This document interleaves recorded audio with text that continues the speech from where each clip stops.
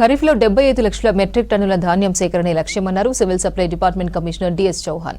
రాష్ట్రంలో 65.96 లక్షల ఎకరాల్లో వరి సాగైందని చెప్పారు. మొత్తం 159.15 లక్షల మెట్రిక్ టన్నుల ధాన్యం ఉత్పత్తి అవుతుందని అంచనా వేస్తున్నామన్నారు. ఈసారి వరికి ఎంఎస్పీ పెరిగిందన్నారు. గ్రేడ్ ఏ రకం ధర 2,389, కామన్ వెరైటీ క్వింటాకు 2,369 రేటు చెల్లిస్తామన్నారు. సన్నాలకు 500 బోనస్ కొనసాగుతుందని వివరించారు డిఎస్ చౌహాన్. ఏదన్నా గ్రీవెన్స్ ఉంటే కంప్లైంట్ ఉంటే ప్రతి చోటలో ప్రతి పీపీసీలో ఆ నంబర్ డిస్ప్లే చేయడం జరుగుతుంది. రైతులకి అప్పటికప్పుడు ఏ సమస్య వచ్చినా వెంటనే రిడ్రెసల్ అవ్వాలా 24 hours లో కూడా ఈసారి మనం అరేంజ్మెంట్ చేయడం జరుగుతుంది. ఆ చెక్ పోస్ట్ చాలా ఇంపార్టెంట్. ఈ మీకు ఇస్తాం కానీ వేరే స్టేట్ నుంచి వేరే రైతులు ఇక్కడ రావడానికి వీలు లేదని కూడా అరేంజ్మెంట్ చేయడం. Transport department to make the lorries available. Cooperative and rural వారికి పిఎస్సిఎస్, డిసిఎంఎస్, ఐకేపీ ఎవరైతే యాక్చువల్గా మెయిన్ చేస్తున్నారు వారు కూడా సర్ప్రైజ్ విజిట్ చేసి వాళ్ళు కింద ఉన్నటువంటి వ్యక్తులు సరిగ్గా పనిచేస్తున్నారా లేదా అనేది చూడడానికి బాధ్యత వారికి ఇవ్వడం జరుగుతున్నది.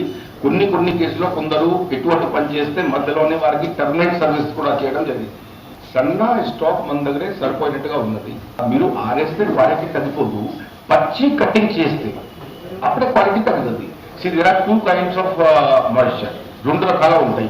ఒకటి పచ్చి కటింగ్ చేసినప్పుడు ఆ మాయిశ్చర్ ఎంత మీరు ఆరేసినా అది బికాజ్ 80% ఐబీన్ అవ్వదు.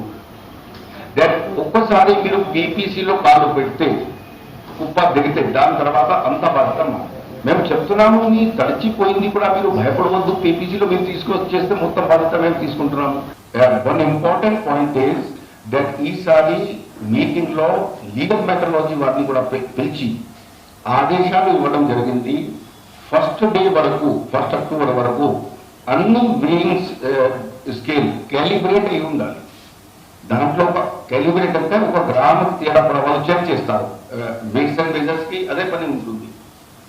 They check whether the measurement is correct అన్నట్టు. వాళ్ళ దగ్గర స్టాండర్డ్ వెయిట్ ఉంటుంది. అది 2-3 వెయిట్ చేసుకొని రీడింగ్ కరెక్ట్ వస్తుందా లేదా అనేది వారు చేసి సర్టిఫై చేసిన తర్వాతనే అవి పీపీసీకి తరలించడం జరుగుతుంది. బట్ ఒక టీం సర్ప్రైజ్ గా 2-3 సెంటర్స్ విజిట్ చేసి ఎక్కడైనా ఎవరైనా దాంట్లో టెంపరింగ్ జరిగిందా, సీల్ కరెక్ట్ ఉందా లేదా, వెయిట్ కరెక్ట్ వస్తుందో లేదో అనేది అలాంటి వ్యవహారాలు లీగల్ మెథడాలజీ డిపార్ట్మెంట్ దగ్గర పెడతారు. ఆ డిపార్ట్మెంట్ కూడా మా దగ్గరే ఉన్నది కాబట్టి ఎలాంటి ఇబ్బంది లేదు. ఇది కూడా ఫార్మర్కి ప్రొటెక్ట్ చేయడానికి మనం చేస్తున్నాం.